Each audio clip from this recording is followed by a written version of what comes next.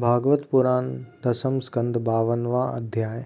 द्वारका गमन। श्री बलराम जी का विवाह तथा श्री कृष्ण के पास रुक्मणी जी का संदेश लेकर ब्राह्मण का आना। भागवत पुराण दसम स्कंद 52वां अध्याय। द्वारका गमन। श्री बलराम जी का विवाह तथा श्री कृष्ण के पास रुक्मणी जी का संदेश लेकर ब्राह्मण का आना। श्री सुखदेव जी कहते हैं, प्यारे परीक्षित, भगवान श्री कृष्ण ने इस प्रकार इक्ष्वाकु नंदन राजा मुचकुंद पर अनुग्रह किया। अब उन्होंने भगवान की परिक्रमा की, उन्हें नमस्कार किया और गुफा से बाहर निकले। उन्होंने बाहर आकर देखा कि सब के सब मनुष्य, पशु, लता और वृक्ष वनस्पति पहले की अपेक्षा बहुत छोटे छोटे आकार के हो गए हैं। इससे यह जानकर कि कलयुग आ गया, वे उत्तर दिशा की ओर चल दिए। महाराज मुचकुंद तपस्या, श्रद्धा, धैर्य तथा अनासक्ति से युक्त एवं संशय संदेह से मुक्त थे। वे अपना चित्त भगवान श्री कृष्ण में लगाकर गंधमादन पर्वत पर जा पहुँचे। भगवान नर नारायण के नित्य निवास स्थान बद्रिकाश्रम में जाकर बड़े शांत भाव से गर्मी सर्दी आदि द्वंद्व सहते हुए वे तपस्या के द्वारा भगवान की आराधना करने लगे। इधर भगवान श्री कृष्ण मथुरापुरी में लौट आए। अब तक कालियावन की सेना ने उसे घेरा रखा था। अब उन्होंने मलेच्छों की सेना का संहार किया और उसका सारा धन छीन कर द्वारका को ले चले। जिस समय भगवान श्री कृष्ण के आज्ञानुसार मनुष्यों और बैलों पर वह धन ले जाया जाने लगा, उसी समय मगध राज जरासंध फिर 18वीं बार 23 अक्षौहिणी सेना लेकर आ धमका।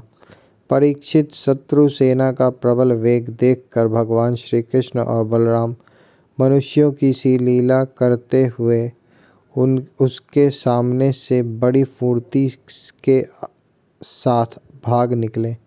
उनके मन में तनिक भी भय न था, फिर भी मानो अत्यंत भयभीत हो गए हो।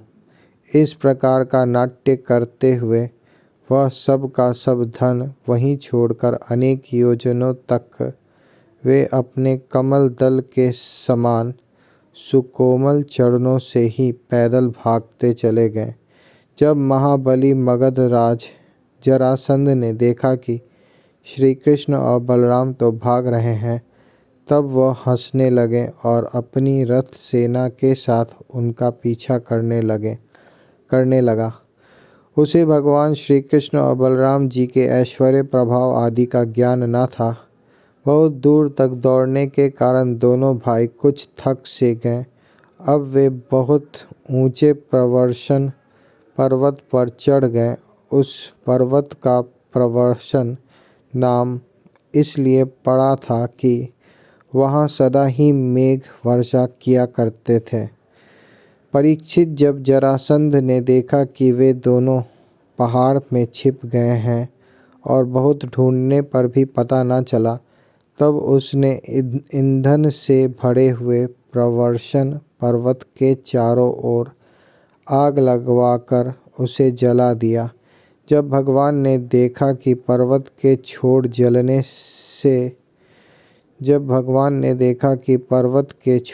जलने लगे हैं, तब दोनों भाई जरासंध की सेना के घेरे को लांघते हुए बड़े वेग से उस 11 योजन 44 कोस ऊंचे पर्वत से एकदम नीचे धरती पर कूद आए। राजन, उन्हें जरासंध ने अथवा उसके किसी सैनिक ने देखा नहीं और वे दोनों भाई वहां से चलकर फिर अपनी समुद्र से घिरी हुई द्वारकापुरी में चले आए।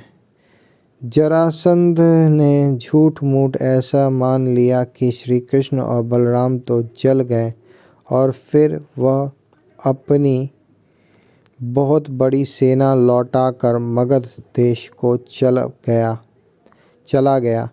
यह बात मैं तुम्हें पहले ही नवम स्कंद में कह चुका हूँ कि अनार्त देश के राजा श्रीमान रैवत जी ने अपनी रैवती नाम की कन्या ब्रह्मा जी की प्रेरणा से बलराम जी के साथ ब्याह दी। यह बात मैं तुमसे पहले ही नवम स्कंद में कह चुका हूँ कि अनार्त देश के राजा श्रीमान रैवत जी ने अपनी रेवती नाम की कन्या ब्रह्मा जी की प्रेरणा से बलराम जी के साथ ब्याह दी। परीक्षित, भगवान श्री कृष्ण भी स्वयंवर में आए हुए शिशुपाल और उसके पक्षपाती साल्व आदि नरपतियों को बलपूर्वक हराकर सबके देखते देखते जैसे गरुड़ ने सुधा का हरण किया था, वैसे ही विदर्भ देश की राजकुमारी रुक्मणी को हर लाए और उनसे विवाह कर लिया। रुक्मणी जी राजा भीष्म की कन्या और स्वयं भगवती लक्ष्मी जी का अवतार थी। परीक्षित, भगवान श्री कृष्ण भी स्वयंवर में आए हुए शिशुपाल और उसके पक्षपाती साल्व आदि नरपतियों को बलपूर्वक हराकर सबके देखते देखते जैसे गरुड़ ने सुधा का हरण किया था, वैसे ही विदर्भ देश की राजकुमारी रुक्मणी को हर लाए और उनसे विवाह कर लिया। रुक्मणी जी राजा भीष्मक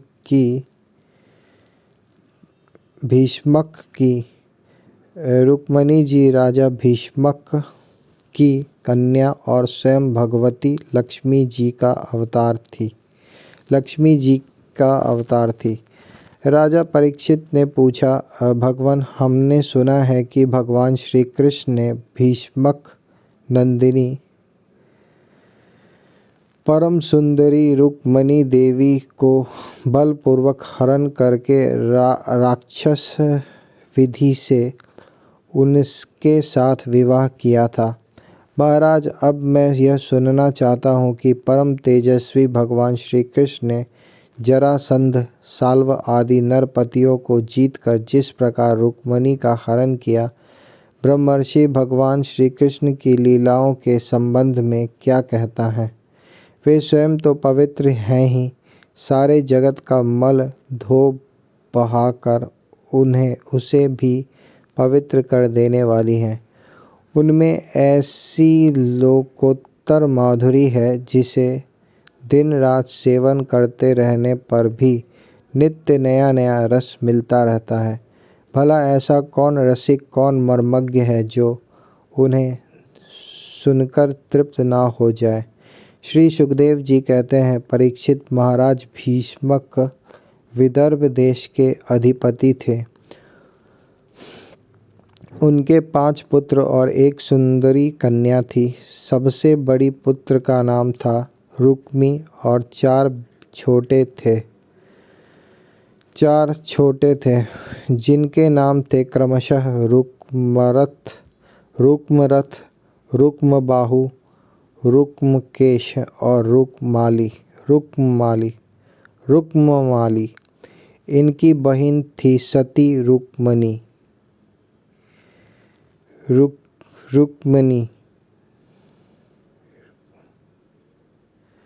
जब उसने भगवान श्री कृष्ण के सौंदर्य, पराक्रम, गुण और वैभव की प्रशंसा सुनी, जो उसके महल में आने वाले अतिथि प्रायः गाया ही करते थे, तब उनसे यह निश्चय किया कि भगवान श्री कृष्ण ही मेरे अनुरूप पति हैं। भगवान श्री कृष्ण भी समझते थे कि रुक्मणी में बड़े सुंदर सुंदर लक्षण हैं। वह परम बुद्धिमती है, उदारता, सौंदर्य, शील स्वभाव और गुणों में भी अद्वितीय है, इसलिए रुक्मिणी ही मेरे अनुरूप पत्नी है। अतः भगवान ने रुक्मिणी जी से विवाह करने का निश्चय किया। रुक्मिणी जी के भाई बंधु भी चाहते थे कि हमारी बहन का विवाह श्री कृष्ण से हो।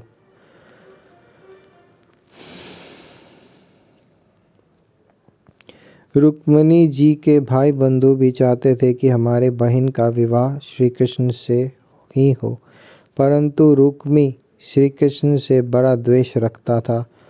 उसने उन्हें विवाह करने से रोक दिया और शिशुपाल को ही अपनी बहन के योग्य वर समझा। जब परम सुंदरी रुक्मिणी को यह मालूम हुआ कि मेरा बड़ा भाई रुक्मी शिशुपाल के साथ मेरा विवाह करना चाहता है, तब वे बहुत उदास हो गई। उन्होंने बहुत कुछ सोच विचार कर एक विश्वास पात्र ब्राह्मण को तुरंत श्री कृष्ण के पास भेजा। जब वे ब्राह्मण देवता द्वारकापुरी में पहुँचे, तब द्वारपाल उन्हें राजमहल के भीतर ले गए। वहाँ जाकर ब्राह्मण देवता ने देखा कि आदि पुरुष भगवान श्री कृष्ण सोने के सिंहासन पर विराजमान हैं। ब्राह्मणों के परम भक्त भगवान श्री कृष्ण उन ब्राह्मण देवता को देखते ही अपने आसन से नीचे उतर गए और उन्हें अपने आसन पर बैठाकर वैसे ही पूजा की जैसे देवता लोग उनकी भगवान की किया करते हैं। आदर सत्कार कुशल प्रश्न के अनंतर जब ब्राह्मण देवता खा पी चुके, आराम विश्राम कर चुके, तब संतों के परम आश्रय भगवान श्री कृष्ण उनके पास गए और अपने कोमल हाथों से उनके पैर सहलाते हुए बड़े शांत भाव से पूछने लगे, ब्राह्मण शिरोमणि, आपका चित्त तो सदा सर्वदा संतुष्ट रहता है ना? आपको अपने पूर्व पुरुषों द्वारा स्वीकृत धर्म का पालन करने में कोई कठिनाई तो नहीं होती? ब्राह्मण यदि जो कुछ मिल जाए उसी में संतुष्ट रहे और अपने धर्म का पालन करे, उससे च्युत न हो, तो वह संतोष ही उसकी सारी कामनाएं पूर्ण कर देता है। यदि इंद्र का पद पाकर भी किसी को संतोष न हो, तो उसे सुख के लिए एक लोक से दूसरे लोक में बार बार भटकना पड़ेगा। वह कहीं भी शांति से बैठ नहीं सकेगा। परंतु जिसके पास तनिक भी संग्रह परिग्रह नहीं है और जो उसी अवस्था में संतुष्ट है, वह सब प्रकार से संताप रहित होकर सुख की नींद सोता है। जो स्वयं प्राप्त हुए वस्तु से संतोष कर लेते हैं, जिनका स्वभाव बड़ा ही मधुर है और जो समस्त प्राणियों के परम हितैषी, अहंकार रहित और शांत है, उन ब्राह्मणों को मैं सदा सिर झुकाकर नमस्कार करता हूँ। ब्राह्मण देवता, राजा की ओर से तो आप लोगों को सब प्रकार की सुविधा है ना? जिसके राज्य में प्रजा का अच्छी तरह पालन होता है और वह आनंद से रहती है, वह राजा मुझे बहुत ही प्रिय है। ब्राह्मण देवता, आप कहाँ से, किस हेतु से और किस अभिलाषा से इतना कठिन मार्ग तय करके यहाँ पधारे हैं? यदि कोई बात विशेष गोपनीय न हो तो हमसे कहिए, हम आपकी क्या सेवा करें। परीक्षित, लीला से ही मनुष्य रूप धारण करने वाले भगवान श्री कृष्ण ने जब इस प्रकार ब्राह्मण देवता से पूछा, तब उन्होंने सारी बात कह सुनाई। इसके बाद वे भगवान से रुक्मिणी जी का संदेश कहने लगे। रुक्मिणी जी ने कहा, त्रिभुवन सुंदर, आपके गुणों को जो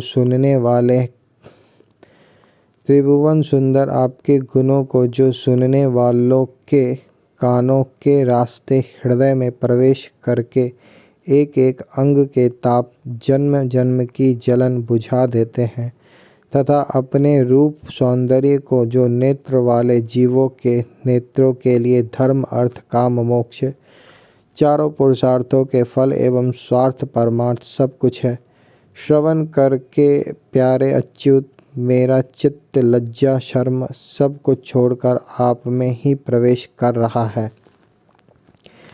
प्रेम स्वरूप श्याम सुंदर चाहे जिस दृष्टि से देखे, कुलशील, स्वभाव, सौंदर्य, विद्या, अवस्था, धन, धान, सभी में आप अद्वितीय हैं, अपने ही समान हैं। मनुष्य लोक में जितने भी प्राणी हैं, सबका मन आपको देखकर शांति का अनुभव करता है, आनंदित होता है। अब पुरुष भूषण आप ही बतलाइए, ऐसा कौन सी कुलवती, महागुणवती और धैर्यवती कन्या होगी जो विवाह के योग्य समय आने पर आपको ही पति के रूप में वरण न करेगी। इसलिए प्रियतम, मैंने आपको पति रूप से वरण किया है। मैं आपको आत्मसमर्पण कर चुकी हूँ। आप अंतर्यामी हैं, मेरे हृदय की बात आपसे छिपी नहीं है। आप यहाँ पधार कर मुझे अपनी पत्नी के रूप में स्वीकार कीजिए। कमल नयन, प्राण वल्लभ, मैं आप सरीखे वीर को समर्पित हो चुकी हूँ, आपकी हूँ। अब जैसे सिंह का भाग सियार छू जाए, वैसे कहीं शिशुपाल निकट से आकर मेरा स्पर्श ना कर जाए। मैंने यदि जन्म जन्म में पूर्त, कुआं, बावली आदि खुदवाना, इष्ट यज्ञादि करना, दान, नियम, व्रत तथा देवता, ब्राह्मण और गुरु आदि की पूजा के द्वारा भगवान परमेश्वर की ही आराधना की हो और वे मुझ पर प्रसन्न हो, तो भगवान श्री कृष्ण आकर मेरा पानी ग्रहण करें। शिशुपाल अथवा दूसरा कोई भी पुरुष मेरा स्पर्श न कर सके। प्रभु, आप अजीत हैं। जिस दिन मेरा विवाह होने वाला हो, उसके एक दिन पहले आप हमारी राजधानी में गुप्त रूप से आ जाइए और फिर बड़े बड़े सेनापतियों के साथ शिशुपाल तथा जरासंध की सेनाओं को मत डालिए, तहस नहस कर दीजिए और बलपूर्वक राक्षस विधि से वीरता का मूल्य देकर मेरा पानी ग्रहण कीजिए। यदि आप यह सोचते हो कि तुम तो अंतःपुर में भीतर के जनाने महलों में पहरे के अंदर रहती हो, तुम्हारे भाई बंधुओं को मारे बिना मैं तुम्हें कैसे ले जा सकता हूँ, तो इसका उपाय मैं आपको बतलाए देती हूँ। हमारे कुल का ऐसा नियम है कि विवाह के पहले दिन कुल देवी का दर्शन करने के लिए एक बहुत बड़ी यात्रा होती है। जुलूस निकलता है जिसमें विवाह जाने वाली कन्या को, दुल्हन को नगर के बाहर गिरिजा देवी के मंदिर में जाना पड़ता है। कमल नयन, उमापति भगवान शंकर के समान बड़े बड़े महापुरुष भी आत्मशुद्धि के लिए आपके चरण कमलों की धूल से स्नान करना चाहते हैं। यदि मैं आपका वह प्रसाद, आपकी वह चरण धूल नहीं प्राप्त कर सकी, तो व्रत द्वारा शरीर को सुखाकर प्राण छोड़ दूंगी, चाहे उसके लिए सैकड़ों जन्म क्यों न लेना पड़े। कभी न कभी तो आपका यह प्रसाद अवश्य ही मिलेगा। ब्राह्मण देवता ने कहा, यदुवंश शिरोमणि, यदि रुक्मिणी के अत्यंत गोपनीय संदेश हैं जिन्हें लेकर मैं आपके पास आया हूँ, इसके संबंध में जो कुछ कहना हो विचार कर लीजिए और तुरंत ही उसके अनुसार कार्य कीजिए।